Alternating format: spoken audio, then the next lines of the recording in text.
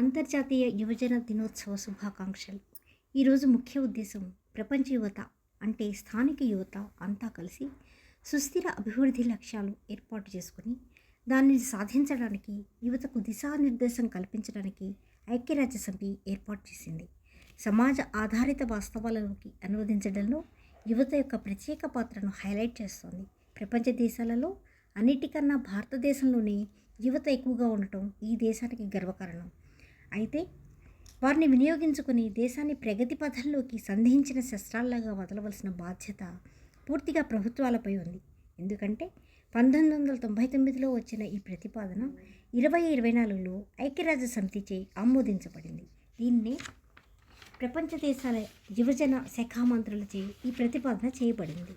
ప్రపంచ దేశాలన్నీ ప్రతిపాదనలతో సరిపెట్టుకోకుండా ఆచరణాత్మకంగా రూపొందించాలని ఆశిద్దాం. లేకపోతే యువత మత్తుకు బానిసలై చెడు అలవాట్ల వైపు లేదా విధ్వంసకర శక్తుల వైపు ఆకర్షితులై నిర్వీర్యం అయిపోయే అవకాశాలు ఏర్పడతాయి.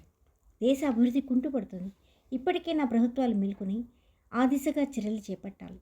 అంతర్జాతీయ యువజన దినోత్సవం సందర్భంగా మరోసారి ఈ దేశ యువతకు శుభాకాంక్షలు. లోకా సమస్త సుఖినో భవంతు. వీడియో నచ్చినట్లయితే లైక్ చేసి సబ్స్క్రైబ్ చేయండి.